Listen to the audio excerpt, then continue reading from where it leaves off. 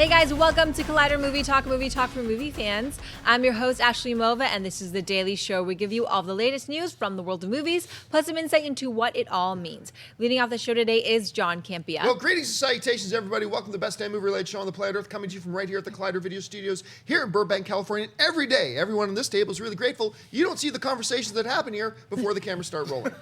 Also here is Jon Schnepp. Und Schleimen, Griffin und Chocolate kann Grufen, Scoopin, Triangle and Spider-Man. Follow that up, Jeremy Jahns. All right, the fact that you killed it off with Spider-Man, I thought it was humorous, then it was just comic genius. Good job, Schnepp. You got me. Also here's Mark Ellis. I deflak my duck. My name is Mark, and thank you to all the Collider fans that saw Columbus. There's a lot of colas. How was Columbus? It was awesome. I should put up some pictures from It was awesome. It was warm. Fire alarm went off during my set on Friday. Played right through it. I was so good, I literally set the room on fire.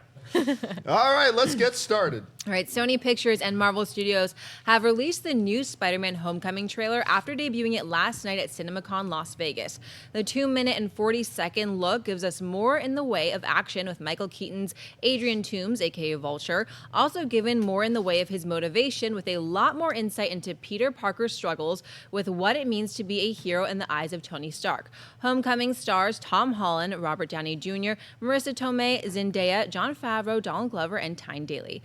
Directed by Jon Watts, Spider-Man Homecoming swings into theaters on July 7, 2017. Jon, thoughts on the new trailer for Spider-Man Homecoming? I, for one, cannot wait for Tony Stark Homecoming. The story about Tony Stark taking on a young protege and the pains that come with watching him flourish but then struggle and having to exercise discipline on him and then maybe reinstating him later. No, seriously, was this a Spider-Man trailer or was this an Iron Man trailer? Because it seemed pretty much to focus on Tony Stark. I mean, and look, I'm the one who says, stop complaining about trailers showing too much. You don't know if it's showing too much. This showed an awful lot. He gets the suit from Tony. Tony says, you know, you can't handle the suit. And he takes the suit away. And then he decides, no, I'm going to put on my own homemade suit and go and do it. It's like, really? Did you have to show all that? Look, I like the trailer. The trailer's fun. You see some great... Michael Keaton is awesome in this trailer. The way they use Falcon's wings in it was fabulous because in the first trailer, you knew he was going to be badass, but all they kind of showed you really... Vulture, not Falcon. Did I say Falcon? Sorry, Vulture. Is that, oh, he's flying, but he can do a lot more than that, and they're going to bring that into the movie universe, and that's cool. I enjoyed it a lot. It's just that I'm getting this really sneaking suspicion that Iron Man is going to be in like 10 minutes of the movie, but like all the marketing seems to be focusing around Tony Stark is there. And then you just walked us through the hero's journey. It feels like almost in its entirety, and then ending off with Iron Man zooming by with Spider-Man swinging beside him. I felt like you just gave us the movie, and I'm the one who usually says, don't worry, don't think that it's showing you too much. And even I'm thinking it showed too much. So I liked it. I just don't know if I agree with their approach to the trailer. Focus on Peter. Don't show us the progression of the entire hero's journey. I mean, for who knows? For all we know, everything we saw in that trailer was in the first act. It's possible everything we just saw could have been in the first act, so I'm not going to get too worked up about it. It's a good trailer. It's fun. I just wish they put the focus on Peter. What did you think, Mark? Well, I love the dialogue in this, John. I mean, I still think this is clearly a Spider-Man Homecoming trailer in the same way that if you watch like, maybe a Lord of the Rings trailer, Gandalf is going to be doing a lot of the talking and setting up, but we know that we're really going to be following hobbits trying to drop a ring into a volcano at some point in that movie. Here, with Spider-Man, I think the majority of what gave it away was the action scenes we saw. The dialogue here is what I take away because it clearly sets up that Tony Stark is using this new guy as a protege, but also wants him to keep it in check. It's almost like he was telling Spider-Man, hey, I want you to stay on Netflix. You know, I want you to stay taking care of your block. I want you to take care of your little part of New York and don't worry about all this other big stuff that's going on. And then the trailer shows us big stuff goes on and Spider-Man has to get into action. I loved what I saw from Vulture's Michael Keaton in here. Because at one point, he went full Beetlejuice.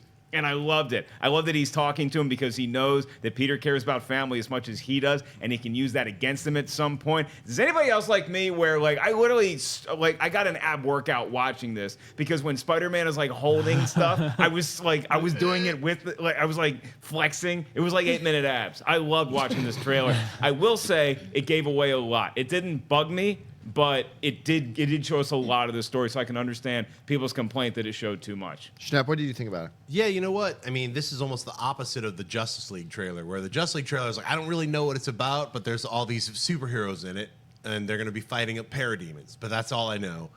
The Spider-Man trailer, I feel like I've just seen the condensed version of the 2 hours, but I'm still excited to see it. I can't wait to see the movie. I feel like they did give away just a few too many of the story beats where it's like, I'm pulling your suit off, or the back and forth with the suit. Yeah. A little bit too much Iron Man, I felt too. I agree. Whereas the first trailer where we just saw him in the car with the hug and this and that, you're like, okay, that's where he gets his suit. I don't need to see every single Tony Stark scene in the trailers. I'd rather see some of them saved for the movie. In fact, even the Captain America thing, I got a shield, I feel like they're just showing a little too much. Like, we get it. He's in the Marvel Universe. We know that. We're ready for it. I can't wait to see the movie. That being said, I thought the trailer was fantastic. I mean, this is one of those things where even if they show you too much, Marvel knows how to cut together a trailer where you're just purely excited to see the film. It comes out in 3.5 months. I cannot wait to see this film. It's exactly the kind of Spider-Man movie that I've been wanting to see my whole life. And it feels like, wow, I'm going to see it. And I know the whole story now, or at least 7 minutes of probably the 90 minutes of the story have been revealed to me. I'm sure there's other things that are in the film that we don't know about. But it all looks great. Everything that I've seen in this trailer, even though I feel like they did show a little bit too much, was not enough to make me angry. I'm like, all right, just don't do any. I mean, it's 3 months. I know you're going to do another trailer that's probably going to show even more stuff. Right. But I'm hook, line, and sinker. They got me.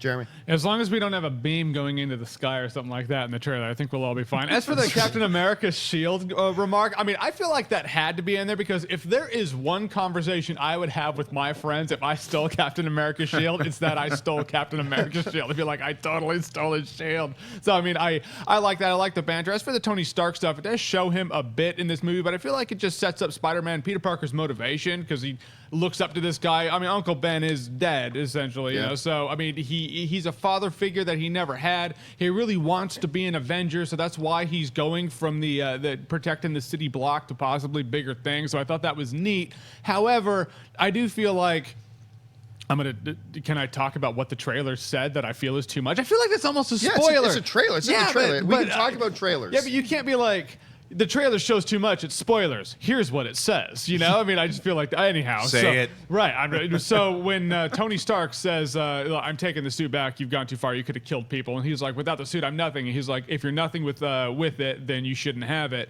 I thought that was cool, but it could have just been like, I'm nothing without the suit, and then have him say, if you're nothing with it, then you shouldn't have it, and cut and have If that you're be nothing that. without it, Yeah. you If you're nothing without it, then you shouldn't have it. And then you just cut. And so you kind of see that that's where Tony Stark's coming from, but it doesn't show you that, he takes his suit back, and then he has to dress down in his older suit to save the airplane from Superman Returns. I mean, so you could have like kind of cut it in a certain way that would have changed the perspective and not shown too much, because that really is, in terms of showing too much, the only thing I have a gripe with. Because if someone has a gun to my head and was like, what's the movie about? I'm like, it's just Spider-Man that takes down the Vulture and Tony Stark's in it. Like, that's what I know, and that's what I knew before, but it's that suit dynamic that really makes me feel like, that showed a bit more than I wanted it to. However, like the trailer, love the way it looks. I think Michael Keaton's going to totally crush it. The Marvel Cinematic Universe doesn't have a good track record of showcasing their villains as much, but if there's a guy who can do it, it's Michael Keaton, but that all comes down to the script. But I love Michael Keaton's comeback, and I love the fact that he was in comic books, then a movie about a guy who was in comic books, and that was his comeback, and now he's in a comic book. I mean, it just kind of cracks me up. But movie looks great. Spider-Man's he's been my guy forever. Looking forward to it every bit as much as I have been. Can't wait. And I think July is way too far away. I thought it was coming out in May until you just said it, and I was like, oh damn it, that's right, it's July. It's so far away. One of the things that they really nailed in this trailer that I think was the best part about the trailer was that I feel like they have really nailed Peter Parker. Yeah. You know, like in all of the scenes with his buddies and the way he talks in and out of the costume, it feels like they've told that. We can't say for certain until we see the movie, but it really feels like they've nailed that. I got a question. The girl, there's just a quick shot of it in the trailer, but the girl that he kisses, that's not Zendaya. Yes, is that it? was my exact thought when I saw that, because I remember reading the story a long time ago on Movie Talk that they specified that Zendaya was not going to be his love interest. So I was really taken aback when I saw that, and I wasn't sure if it was her or if it wasn't. Did you guys catch that? I do not think it was. I think it was the girl from the first trailer when they're talking about how great her sweater looks or whatever, and that's not her. So, but here's the one thing, the Michael Keaton thing, he looks amazing. My one little concern is that I think most people, even the most diehard of MCU fans, acknowledge that one of the weaknesses in the MCU is that they don't use their villains great. It's not that they don't have great villains. It's that they don't use their villains great. Kevin Feige has always said, our movies are about our heroes, and the villains are simply there to drive the story of the heroes. The movies are not about the villains. And the only time they've kind of strayed outside of that has been Loki. We've seen some great stuff with Michael Keaton in the trailer. My one concern, again, is that with the addition of Iron Man, and apparently a lot of Iron Man, that Marvel is once again, and it has worked for them. It's worked great.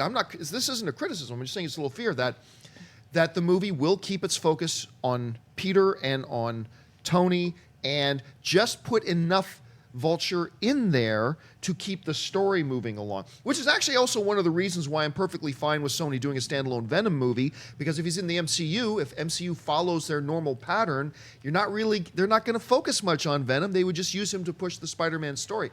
So I'd be interested to see really if A, they're just going to use Michael Keaton the way they've always used their villains, or B, if like the trailer seems to suggest, that the MCU is going to try a new direction with maybe putting more focus on the villain of the movie. How do you think they're going to handle that? Well, I think I'm glad you caught that, because I feel that's what's going on with this character. He's like a middle class Tony Stark who's angry at the higher class Tony Stark. It's like I know that they have this character called the Tinkerer who's also going to be showing up. We haven't seen him in any of the trailers yet, but he's also kind of a someone who puts weaponry together and stuff like that. So I think you're going to see probably more villains come out of that kind of outreach, as far as at least in the Spider-Man universe. Maybe whether it's through the Tinkerer or something along those lines, being able to make more technology for the villains or whatnot. But also kind of like what you were talking about as far as the suit going back and forth. I like that they're making it more about Peter Parker and not about the Spider-Man suit. And by taking that Spider-Man suit away, taking away the magic Tony Stark stuff, it makes it more about Peter Parker and him That's a great being point. himself Great point. and being Spider-Man. You'll see that suit torn away like in the comic books, just like he'd always get injured and his outfit would be all messed up. And it's about Peter Parker, not Spider-Man. So I like that story part. Yeah, and the incorporation of the villains in the MCU, you're right. To this point, it's kind of been like Kentucky basketball, where they show up and they're one and done, and then they're out and you never see them again. With Michael Keaton's Vulture, I hope that doesn't happen, because I want to see as much Keaton as possible. I'd like him to continue to be a looming presence throughout, in the same way that DC a lot of times, especially with like a Batman movie, where Batman doesn't really like killing. That helps us as the audience out, because we know whoever he stopped in the previous movie is just locked up at Arkham Asylum somewhere, and they could get out at any point. So I'd like to see the Vulture have one of those presences where he's not necessarily in Infinity War, but he's just lurking around the shadows on the periphery, ready to come back again. Yeah, Over under 60%. Vulture dies in this movie.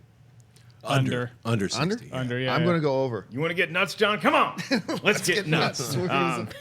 I'll probably go over. I'll probably go over 60% that he perishes. Oh, really? Yeah. Oh, man. See, I was going to the point of the villains, I hope you guys are right, just because Spider-Man 2, with the Raimi Spider-Man 2, the thing that stands out to me in the entire movie is Doc Ock. Doc Ock. And But Doc that Ock was a Sony film. Absolutely. Yeah, right. But he stole the show. So I do hope they take those notes and be like, well, who cares who Spider-Man's kissing? It's about the villains. Let's do that. So. All right, what's next? Deadline is reporting that Jason Bourne director Paul Greengrass is in talks to helm the movie entitled Ness, a film based on famed Prohibition agent Elliot Ness. LA Confidential writer Brian Helgelin has already penned the screenplay that is based on the Brian Michael Bendis and Mark Andreyko's graphic novel Torso, which is about Ness's hunt for America's first serial killer. Paramount is hoping for this to be the start of a potential franchise and is looking to start filming this fall. Schnepp, what do you think about a Torso adaptation with Paul Greengrass directing? I buy this really hard. I mean, I'm really glad that Torso finally has resurfaced. You know what I mean? I remember hearing like almost 20 years ago about David Fincher up for directing this comic book, this very famous independent comic book by Brian Michael Bendis, and of course our own Mark Andreyko Rock on. So, that's a great thing to hear. And I'm looking forward to it. I think Paul Greengrass is a perfect director. He's been trying to get his hands around a comic book property for years as well. So, I mean, he was involved with Watchmen, all these other films. That's so right. Yeah. I'm really happy to see him finally landing something that he can sink his teeth into. Jeremy. Yeah, I feel like this could be like From Hell, where you find out it was a comic book property later on. You're like, whoa, really? That's not a comic book film. Okay, sure. I mean, it's an Elliot Ness movie. Takes place in Prohibition. It's a fascinating time. It's a fascinating story. The talent behind it, I like the talent. I have no reason to not look forward to this thing. Because anytime there's an Elliot Ness story that's announced, like, I get excited, and rarely does it ever actually happen, because there's usually something that falls through the cracks, like, no, that is not happening anymore, and I just get really bummed out and super sad. So I hope it sticks. I hope we see it, and I hope it's the not comic book movie that we all think of. That, or, I mean, shoot, they could be like, let's make a comic book movie, and he has super armor. Who knows? But it won't. I would watch 20 movies a month about Elliot Ness. I can watch. Even Legends of Tomorrow had an episode surrounding Elliot Ness, and I was all into it. I watch it. You can make movies about that period of time and those characters forever, and I'll watch it. And by the way, Mark Andreyko, keep your eye open for him. He's part of the Movie Trivia Schmodown Free-for-All coming up here pretty soon. But anyway, your thoughts on this story? Well, John, I'm a little disappointed this movie doesn't take place in a dark Scottish loch, but it's not Seth Ness. It's Elliot Ness. Kevin Costner for The Untouchables. So anytime you hear that Elliot Ness is going to be in another movie, you start to compare it to what you've already seen. And there's been some great flicks. There's been some great History Channel documentaries about Elliot Ness. Putting him in this situation where we're not going up against Al Capone, we're just going against some mysterious serial killer. I love that spin on it, because this is a guy who we know a lot about. And as we were just talking about with the previous story, where maybe the focus is going to be on the villain, you're going to get a lot of cool villain focus on here too, along with the guy going after him. I love the writing team, obviously. Paul Greengrass, you hold that camera steady, buddy, and let's see some Elliot Ness. Here's a little trivia for her. One of the best lines out of that Kevin Costner, the Untouchables movie, is, of course, Sean Connery saying, "Just like a wop, bringing a knife to a gunfight." What does, as an Italian, what does WAP stand for? Does anybody know that? It's actually an acronym for something. Yeah, no. Wait, you told me this explain once. this to me. Yeah. It actually means... Wait, with... You're so close. Yeah. Is it without papers? Yeah. Without papers, yes. I started you out on that, about by all the the way. immigration coming in, and sometimes they come off the boat and they didn't have their papers, and they became to be known as without papers, and then they showed up, they say WAPs.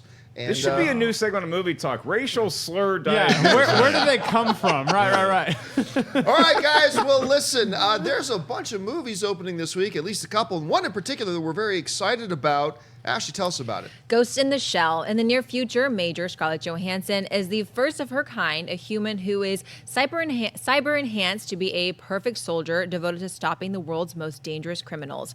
When terrorism reaches a new level that includes the ability to hack into people's minds and control them, Major is uniquely qualified to stop it. As she prepares to face a new enemy, Major discovers that she has been lied to and her life was not saved. Instead, it was stolen. You know, there are two movies opening up this week, and we had to decide whether we're going to talk about Boss Baby today or whether we're going to talk about Ghost in the Shell. And most of us here are seeing Ghost in the Shell tomorrow night, so we thought, let's talk about Ghost in the Shell first so we can give our opinion prior to seeing the movie.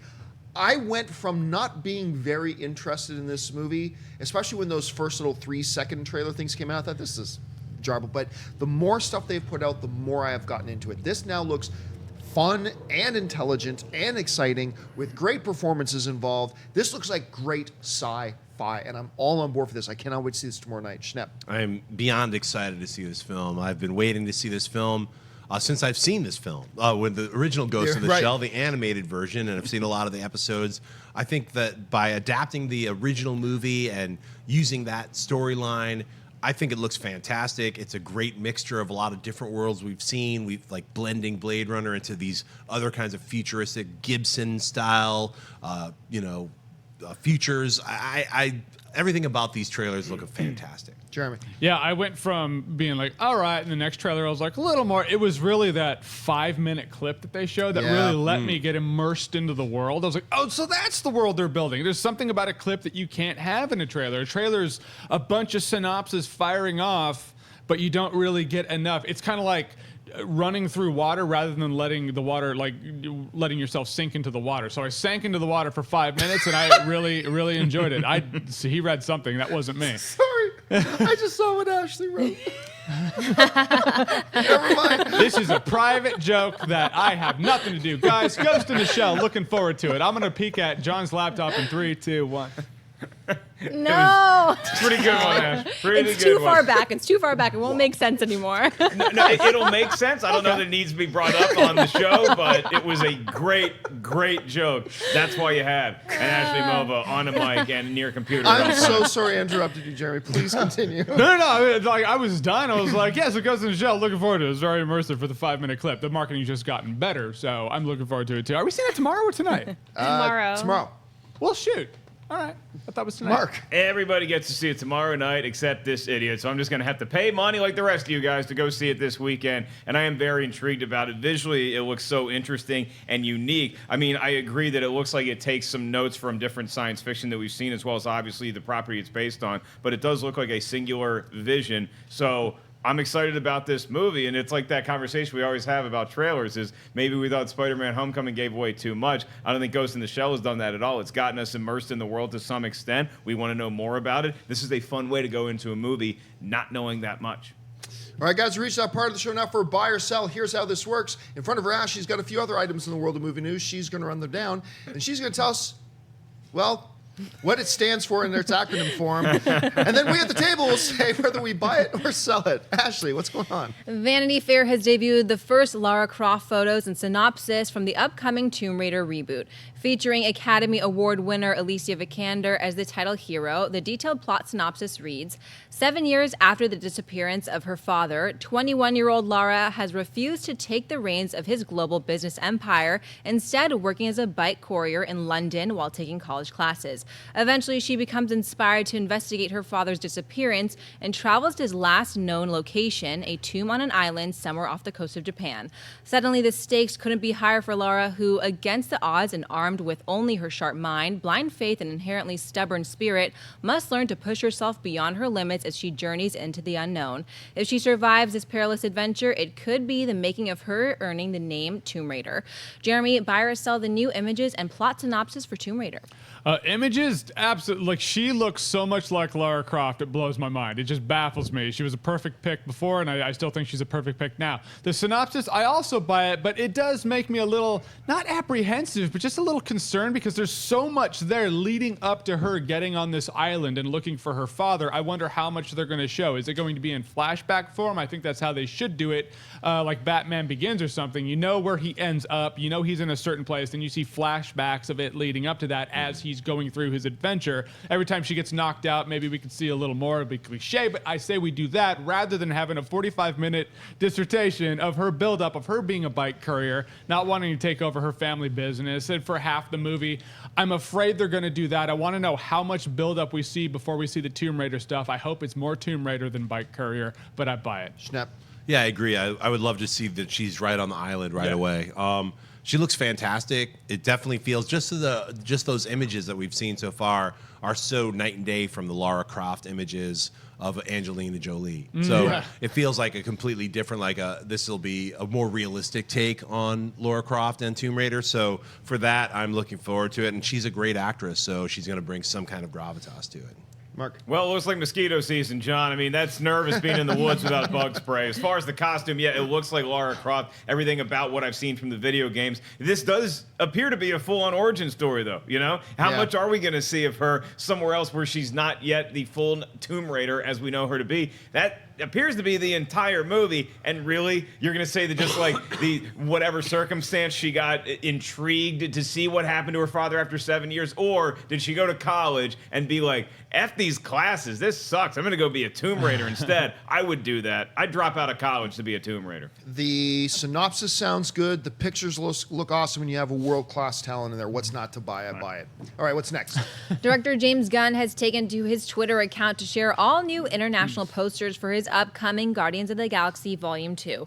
The movie is right around the corner, and for the fans eager to see the return to the cosmic side of the Marvel Cinematic Universe, the marketing push now seems to be in full swing. The film marks the return of the original Guardians, including Chris Pratt, Zoe Saldana, Dave Bautista, Vin Diesel, and Bradley Cooper, with Michael Rooker, Karen Gillan, and Pom Klementieff also joining their ranks. The movie is set to hit theaters on May 5th, 2017. Mark Barsell, the new international posters for Guardians of the Galaxy Volume 2. I'll give him a buy, Ashley. I don't think it's anything that's ever going to adorn my wall, but it feels like inconsistency with what we've seen with Guardians so far, where it's bright, it's colorful, you look like you're going to have a good time going to see these. So this isn't the eye-catching poster that you would see for like, oh, this is the movie playing this weekend. But if you're walking out of a theater and you see something like this, it is going to draw your attention towards there. Fun, bright, colorful. That's what Guardians is. Yeah, I dig them. The individual posters are fine. I mean, those are cool. They got some stylized stuff going on with the color. I love the writing on it, too. What I really dig, though, is the main poster. I think that's pretty cool. I like that it's got the kind of almost Tron wirework stuff in the background as well. I think it's an interesting-looking poster, so it's a buy. Absolutely. The individual posters I like character posters, but the character posters I like seeing faces. What can I say? But it's the main poster. I agree, because I'm like, it's not a bust of everybody in pyramid form going from top to bottom like every movie poster is these days. These darn kids back in my day, we had posters like this. So that's why I buy that, John, because it harkens back to my day, back when posters were good. Well, Jeremy, I'm going to buy it too, because I'm even more toothless than this youngster. Because back in my day, we had to buy parchment and actually make the posters ourselves with inks and ointments and paint, papyrus and acrylics. I love all the posters. I especially love the Alien Covenant poster that we're not talking about. That's right. When an alien comes out there, John, he says, Hey, like look at that. me. That's what I'm talking I'm about. an alien. That's a real poster right there. These darn kids today didn't know what they're talking about. What you about, smell, Mark Ellis? You know, back in my day, we didn't put raccoons on posters. I had to chase them off the porch. with That's a right. broom. You had a broom. I would say, "Get away, raccoon!" What happened? Control, John. It's gone. All right, what's next? Variety reports that Straight Outta Compton's O'Shea Jackson Jr. is in negotiations to join Legendary's Godzilla King of the Monsters. The movie already stars Stranger Things standout Millie Bobby Brown, along with Kyle Chandler and Vera Farmiga. Krampus Helmer, Michael Dougherty, is directing the project from a script that he penned with Zach Shields. Godzilla King of Monsters will hit theaters on March 22nd, 2019, with Godzilla vs. Kong slated to bow the following year on May 29th, 2020.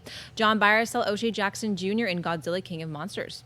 I'm going to cautiously buy it because I really like what he did in Straight Outta Compton. The reason I'm not like super jumping up and down buying is because I don't know how much of that was his pure acting talent. I don't know how much of that was just him doing an impersonation of his dad who he grew up with.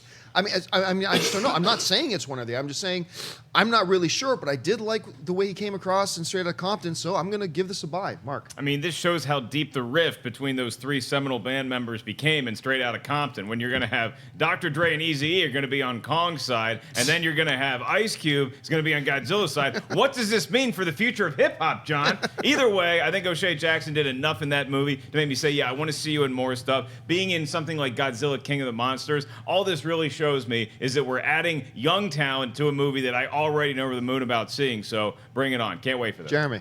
Yeah, I'm pumped that you took that joke because I was going to. Bummed that you took that joke because I was going to. But good man. Yeah, it's we had two of the Straight Outta Compton cast members in one movie. Then we have O'Shea Jackson in Godzilla. I think he was good in Straight Outta Compton. I think he did his job very well, great in Straight Outta Compton. So I want to see where he goes next. I hope he's not a one-hit wonder in impersonating his dad. If he lands this, then we can say, hey, Ice Cube's son is here to stay. I hope he's here to stay. So yeah, buy it. Schnepp. Yeah, is he going to be playing Ghidra or is he playing Rodan? Because otherwise, I don't care. I really don't care. I It's want to the see humans who Godzilla. cares. Yeah, I right? don't care about any of the humans in Godzilla. I'll just be honest about it. I want to see Godzilla, Rodan, Ghidra, little moth creature, Mothra. Come on, bring those people on. Congratulations, O'Shea. Good job. I'm buying it. All right, guys, well, we're doing this show live, and as we like to do when we do live shows, we like to save a little bit of time at the end of the show to take your live Twitter questions if you want to comment on any of the topics we've talked about here or ask questions about something completely different. Just make sure you're following us on Twitter at Collider Video and start sending your questions, and Wendy will pick a couple out. I want to remind you guys that brand new today, a brand new episode of Jon Schnepp and his crew on Heroes will drop today. Make sure you check that out. That goes live at 1 p.m. Pacific Standard Time. That's 4 p.m. New York time, so make sure you tune in for that. Also, yesterday, a brand new episode of TV Talk dropped, which was great. Jeremy Jahns, as always, and his show, Awesome-tacular, is wonderful. That's right. But I also want to let you know a little something special we did yesterday. We dropped a very special edition of the movie Trivia Schmodown, Power Rangers edition, cast versus cast, Team Power versus Team Rangers. Check out a little preview here. Rangers versus Rangers. It is the Schmodown. Little family competition, never hurt nobody. Ranger versus Rangers, tough. I mean, they're family, but yeah, we all get like a lot of knowledge when it comes to filming different stuff. Because I'm a dancer, y'all. I get these things, bro. RJ, Taker, but watch out. Neki, Ludi. That ass gotta be whooped.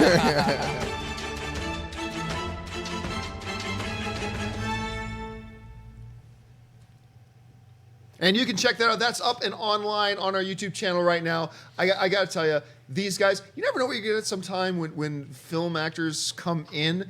These kids were great. I loved having them in here. They were so much fun. They had so much fun with the game. It was great having them here. Check that out. It's online right now. All right, guys.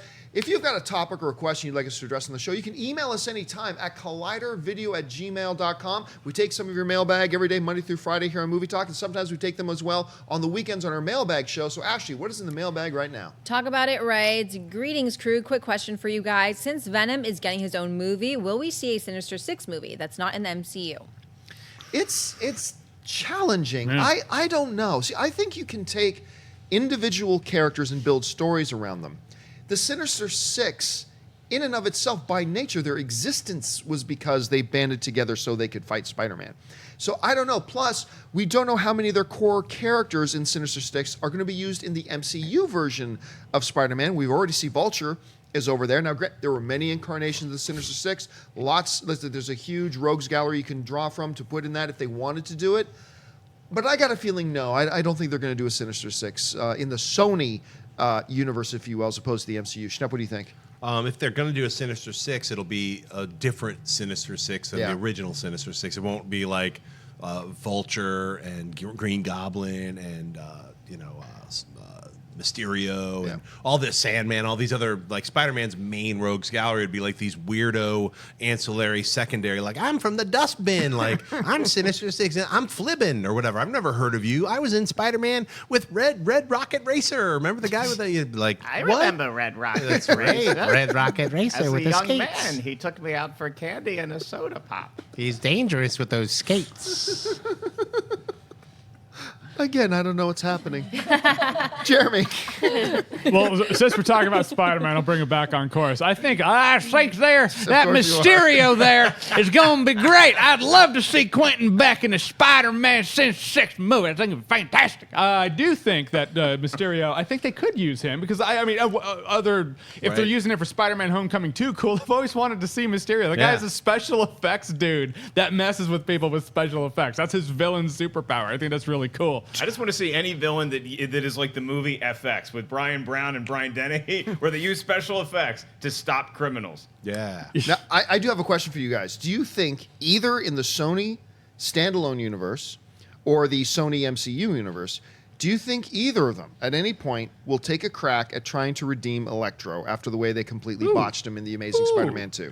I think so. It'll be probably like 3 or 4 Spider-Mans down the line. I would say not the first trilogy of Spider-Mans, but by the time they do the Spider-Man 4 or 5, which I think they're going to do because they seem like they're on course to get Spider-Man through high school in a normal amount of time. We're going to get a Spider-Man, whatever, Homecoming 2, whatever it's going to be called. And then, every 2 years we're going to get a Spider-Man movie. So I think, seeing a Spider-Man 4 in 6 years is not unrealistic. No, that's true. Yeah, I think that, there are certain villains that deserve a shot. Electro was always one of those dorky villains that people who were on the fence were like, hey, I'll watch Amazing Spider-Man 2. Okay, he's still dorky. So I do think that he does deserve a fair shot. I do think if they do Sinister Six going up against Venom, that changes the large dynamic of it, whether or not they're going to do that. Right. But I think that would be a really metal version to do it. It's like we're going up against a guy without that power So the responsibility Sinister thing. Stick would kind of become their Suicide Squad. Right. No, I think Venom goes after the Sinister Six. Venom's an anti-hero. He's not a villain. No, he's more like Agent Venom. Right. Yes. Yeah, a little bit. And so, then he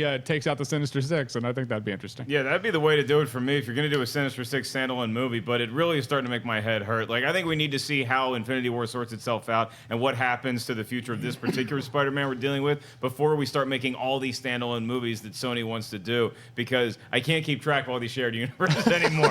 I'm literally done. I can't do it with the Spider-Man. Man. All right, guys, I'd say we'd save a little bit of time for your live Twitter questions, and we're going to do that right now. Wendy, what have you picked out? The first one comes from Kiddo Killed Bill, who writes, Baby Driver just moved up to June 28th. Why could that be? And does this change your excitement for it? For Baby Driver? I don't think anything could change. The only thing that changed my excitement for this movie is if Edgar Wright put out a tweet saying, I'm humiliated by this mess of a movie I made. Maybe that. Other than anything short of that, I don't know what could lessen my excitement. This movie looks amazing. First of all, it's Edgar Wright. Yeah. Second of all, he's got a terrific cast in there.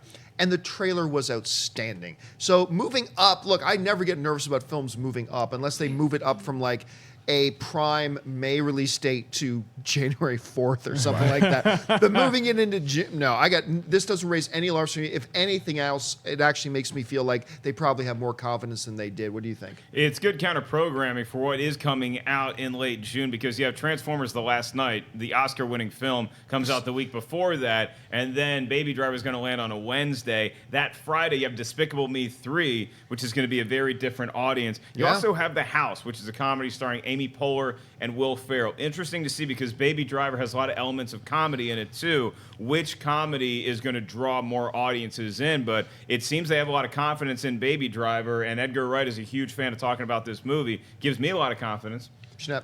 I'm super confident about it. Just means I get to see it earlier. So yay for me and everybody else who's a big Edgar Wright fan. Yeah, I remember Mission Impossible Rogue Nation, I believe it was pushed up like 6 months or something like that. And it turned out to be a kick-ass movie. So it doesn't necessarily mean a bad thing. They might just find a better weekend or a better day to do it, as Ellis was pointing out. So I believe it's that. The trailer was awesome. I hope it's that. All right, what's next? Michael Reed writes, what are you guys' thoughts on the backlash and the term Phantom Menacing in relations to Rogue One and The Force Awakens?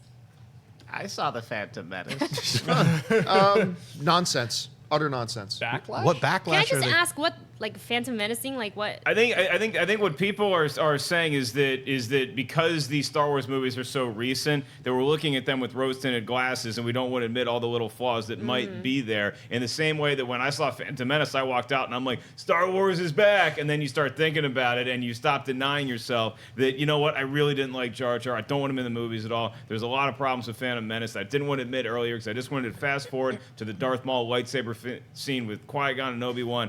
I don't see that with Force Awakens and Rogue One. You know the reason? Because I got Phantom Menace before. I have been Phantom Menace before, and I'm not going to let it happen again. The whole reason why you go through something like that is so you can be honest with yourself about how you feel about a movie, regardless of how much you love the property or don't care about it. You want to be honest with your feelings, because I did it once before, and I ain't going back. Mark Ellis does not Phantom Menace movies.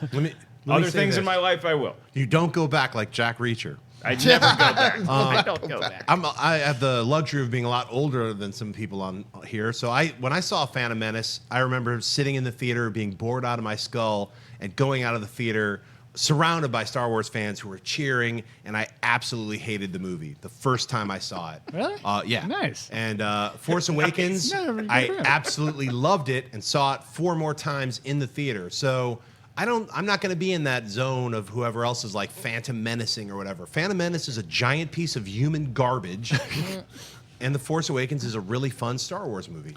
Yeah, I think it's really funny that a lot of people look at Star Wars movies on a different pedestal than other films. They're like, but, you know, that's Star Wars, so, they're movies like any other movie, and they'll have flaws like any other movie. The original trilogy absolutely has flaws, and you know, it has flaws. The Death Star didn't just blow up Yavin; it had to go around the planet to find the moon. They should have just blown up both the planets. Right. It's being efficient. It was no. It has its flaws, and sometimes a lot of the the flaws that you might see in Rogue One were in the other one. It doesn't matter. Like if you like a movie, great. If you don't, great. If you like it now and you hate it later, great. You'll be like Ellis. You'll learn. I think it's all just enjoy yourself. Yeah, I mean, look, as somebody who was Phantom Menaced by the Phantom Menace, the difference between Phantom Menace and say like a Rogue One or Force Awakens is that while I fooled myself into thinking Phantom Menace was great, every time I saw the movie, and I saw it like 28, 29, 30, 1,000 times, whatever, every time I saw it after that, I liked it less and less and less and less, to the point that I finally realized, this movie is just terrible. As opposed to, say, like The Force Awakens or Rogue One, where I watch it, and then I watch it again and again and again, and my enjoyment never dipped. And in the case of Rogue One, it actually kept going up. Now, that's not to say that it's invalid if you're a movie viewer and you saw Rogue One, and then subsequent times that you watched it, your enjoyment went down. There's nothing invalid about that. That's your experience with the movie, and it's completely valid. But like for somebody like me who was Phantom Menaced by the first film, that's just not been my experience with the new films at all. Or I would even say, I mean, if you're specifically young and you saw them in order, you saw Phantom Menace all the way to Return of the Jedi 1, 2, 3, 4, 5, and 6, you have a different perspective than someone like me who saw Star Wars and saw everything out of order and was expecting something different from Phantom Menace. And maybe you didn't have those expectations. You grew up with all these other Star Wars things in place already. You already had a Clone Wars series, and now you're enjoying Rebels and never saw this kind of like bizarre 10-year gap of nothingness. Just a couple of comics from Dark Horse once in a while, like, hey, well, they were still around, you know. So, you know, it was the dark times before the return, or whatever you want to say. I mean, there's certain things that people went through that you probably didn't. So I give anybody who's a super youngster and they're like, I love Jar Jar, like, that's cool. It's cool. I'm not going to hate on you. I will say this. I've got a buddy of mine who used the term Phantom Menaced in this context about a girl he was dating. He's saying, I got Phantom Menaced by her. It's I mean, stuff like that can totally happen. One time I got Phantom Menaced by the beverage Dr. Pepper for like a good 6 months. Everybody else in school was drinking Dr. Pepper, and it was really cool. And I'm like, well, yeah, I'm going to have a Dr. Pepper too. And I just convinced myself I liked it. Then one day I woke up in 7th grade, and I'm like, not for me anymore. The doctor is not in, because that is disgusting carbonated prune juice. And root beer reigns supreme. And OK Soda and other. Do you remember OK Soda? I'll take a Shasta Cola. I'll take a nice warm Czech over a Dr. Pepper any day of the week. It's gross. So are you, Mr. Pibb. Get out of here. Blasphemy. But this does show that people can have differing opinions on anything, not just Star Wars, and it's okay. Wait, Jeremy, should we take our different opinions and celebrate them instead of argue? I think we should, Mark. Are you bought by Dr. Pepper? All right, what's next? A bottle of Dr. Pepper each for Mark Ellis and Jeremy Jahns. All right, Garrett writes, how come trailers doesn't have voiceovers anymore? That's actually a really good point. I have noticed that. There used to be Don LaFontaine, like, in a world where a man. They even made a movie about it. Right. With Lake Bell. Yeah, and then one day, it's you start noticing about 2000, maybe just like in the late 90s, it changed to we'll just have the movie and then some really sweet music. And it totally worked for me, and I think it's worked for other people. And now if you see that, man, do you imagine if the next Star Wars movie was like, in a time after? It would blow my... I would be like, weird. So, it'd be strange now. But, yeah, it just times change, things change, trailers change. But that's the point. It became... Everybody in the world became so aware of it, and it started to become a joke in a world. And so studios started moving away from it. I have no doubt everything happens in ebbs and flows and trends. At some point in the future, it's going to become at least semi-popular again to have voiceovers in trailers. It'll happen again at some point. Right now, we're kind of in a phase where if there's a voiceover in trailer, we laugh at it, kind of right now. And I think that'll change at some point. What do you think, Schnepp? Yeah, I mean, I particularly like the horror voiceover. They came to the camp alone, but they really weren't alone. I would love to see the return of voiceovers. Swords and Horses, I Love You, the movie. That's right. The swords and horses are still loving each other. Only this time, they're not alone. What? Unicorns. You know, I see a really good opportunity for the next Guardians of the Galaxy trailer to use a voice like a voiceover. I think that would be amazing. Yeah, In a galaxy. I miss because the horror movie guy was like really intense, and at the end when they told you what it was rated, it'd be like rated R. Like you're scared of like rated R. But then if you see like a Disney movie, it's like some guy laughing at himself like rated G. yeah, Totally. Knew everything about it. Comics used to make fun of it. Like Pablo Francisco had a great bit, and he could do the movie guy, the Don LaFontaine voice, so well. It's hysterical if you ever check it out on YouTube. I remember the Seinfeld animated movie B-Movie came out, and they made fun of that. I think LaFontaine was in on the joke. I think he did it, and he kept like re-recording, like starting and stopping again. That might have been the seminal moment where we're like, you know what? Now we're just going to laugh with this and not take it as seriously anymore because we took it so seriously for a while. Yeah. Once you stop taking it seriously, you don't want to see that in a movie like The Last Jedi, you know? Luke's been away for 30 years. Like, it feels weird now. And you're talking about the horror ones because you got that guy who did his voice, but always you remember, like in the 80s, early 90s, it was always the same music in the horror trailers. It was like one high-pitched violin note. yeah, totally. Yeah, they went to the cabin. Yeah. Like that was all the music they ever did. The trailer for Don't on Grindhouse. Oh, so good. Amazing. Don't. It's an amazing take on that. Don't. Yeah. That's so fantastic. Okay, what's the next? Do you guys remember that Tom Hanks movie that came out last year, Hologram for the King? That oh had my that God! Yeah, voiceover. nobody saw that. Do you remember that? Yes. It triggered it. All right. That had a voiceover? Question. Yep. Yeah. Probably that's why nobody saw it. All right, this one comes from EP, who writes, which MCU character would you like to see taken over by the Venom symbiote? Ooh. Oh, like if Venom could take someone over and you'd have a Venom this person?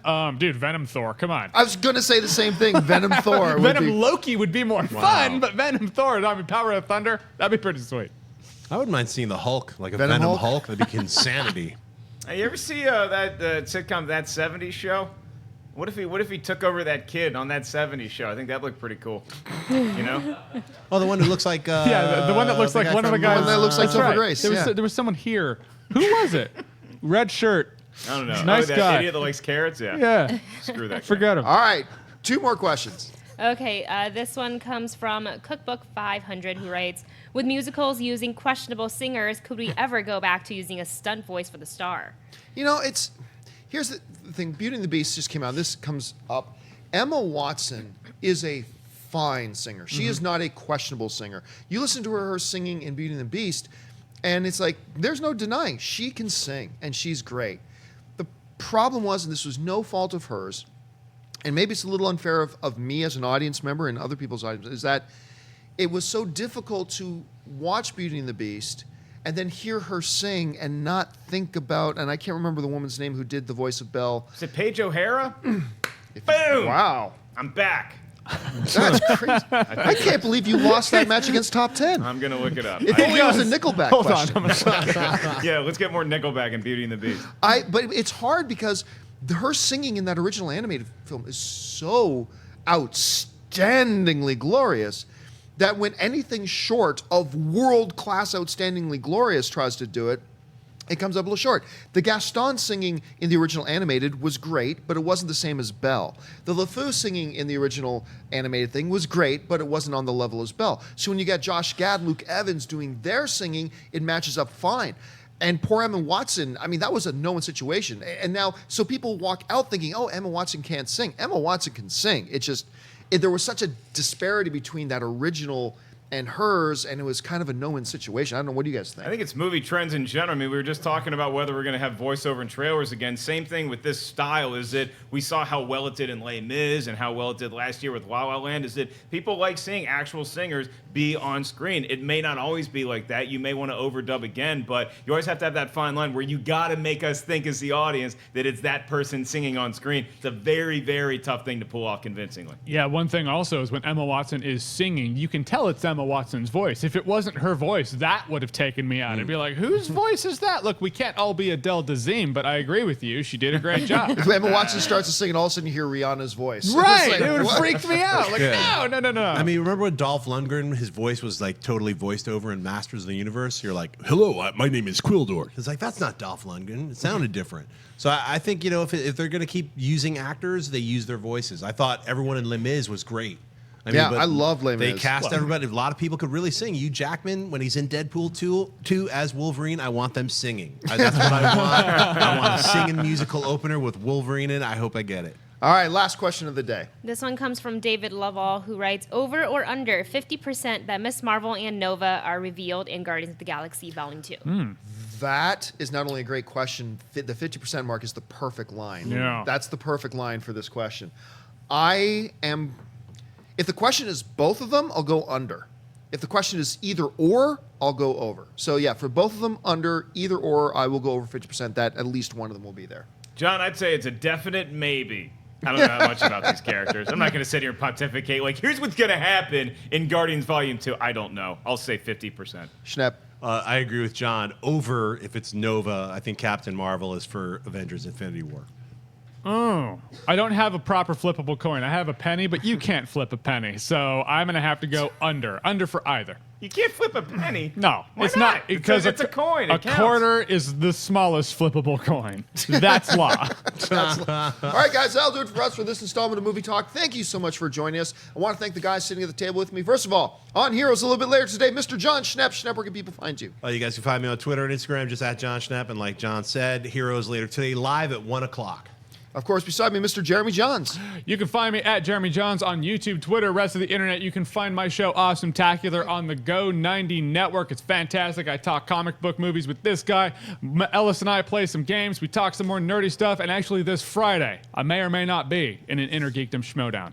Oh, yeah, It's gonna check be that fun. out this Friday. Of course, and right beside me, Mr. Mark Ellis. Looking forward to that. You guys can check out the Schmoes Know Live show this Wednesday, 7 p.m. PST. And this Thursday and Friday, I'll be at Helium Comedy Club in Buffalo. And then got to fly to Atlanta. Will I be drinking in Atlanta? Probably, John. And, of course, over there, we've got Ashley Mova. Twitter, Instagram, Snapchat, Ashley Mova. Happy Tuesday, guys. And, of course, Wendy Lee. The Movie Couple on YouTube and on Twitter, Instagram, Snapchat at Wendy Lee Zaney. You guys can simply follow me on Facebook and on Twitter, just at John Campea. That'll do it for us, guys. Thanks so much for joining us, and until next time, bye-bye. Hey guys, if you like this video, click the thumbs up button. Also, make sure you subscribe to our YouTube channel. It'll help you stay up to date with everything we've got going on here at Collider.